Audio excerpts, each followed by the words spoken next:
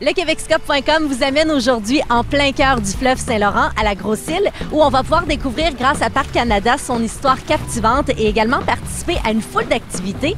Mais tout d'abord, pour s'y rendre, on monte à bord du traversier des croisières La Chance.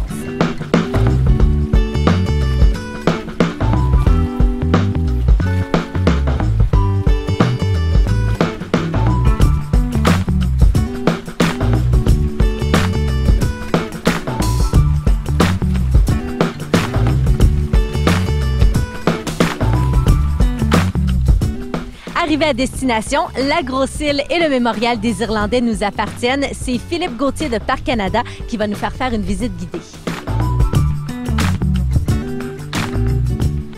Pour visiter Grosse-Île, c'est vous qui choisissez le type de visite que vous voulez avoir. On offre 4 ou 5 activités. Premièrement, on peut visiter le bâtiment de désinfection après avoir passé l'inspection médicale avec les infirmières ou encore le docteur. On visite le bâtiment qui est un peu comme un centre d'interprétation sur l'histoire de Grosse-Île.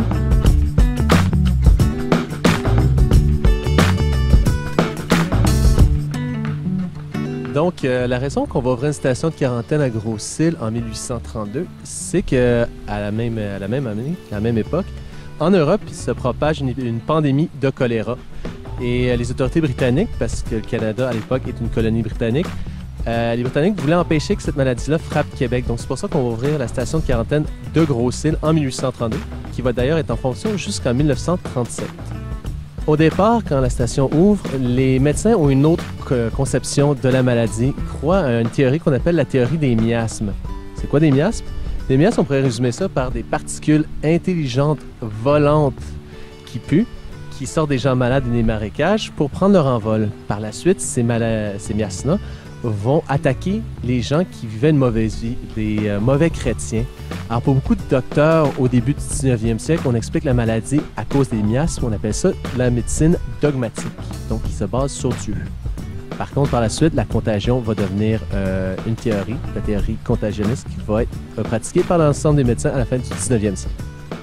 Il y a la visite également du secteur ouest qui se fait à pied, qui est une visite de 55 minutes avec un guide. Ça vous permet d'avoir un bon aperçu historique de l'ensemble de l'histoire, c'est-à-dire des 105 années d'histoire de Grosse-Île en tant que station de quarantaine.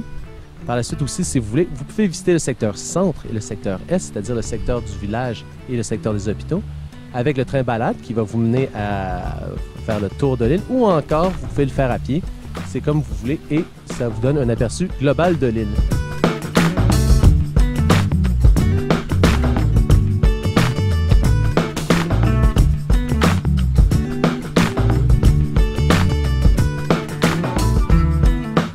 Philippe, pour se rendre ici à ce magnifique point de vue, on a marché un petit peu? Absolument, absolument. On est entré dans le sentier qu'on appelle le sentier du Mirador. On a décidé depuis 2009 d'ouvrir la partie nord de l'île pour inviter les gens à peut-être côtoyer plus le côté naturel de l'île parce que le côté culturel, on a le côté qui est du côté sud, c'est-à-dire avec tous les bâtiments, toute l'histoire de la station de quarantaine. Par contre, le côté nord permet plusieurs points de vue, notamment ici, on a un point de vue, on est à l'extrémité ouest de l'île. C'est un sentier de 2,3 km qui permet aux gens de peut-être de s'aérer un peu puis tout simplement profiter d'une nature qui est assez exceptionnelle. Nature, culture et histoire pour une journée magnifique en famille ou encore une randonnée pédestre amusante, la Grosse-Île et le mémorial des Irlandais vous charmeront à coup sûr. Vous trouverez plus de détails sur les activités et les spectacles estivaux sur le site Internet de Parc Canada.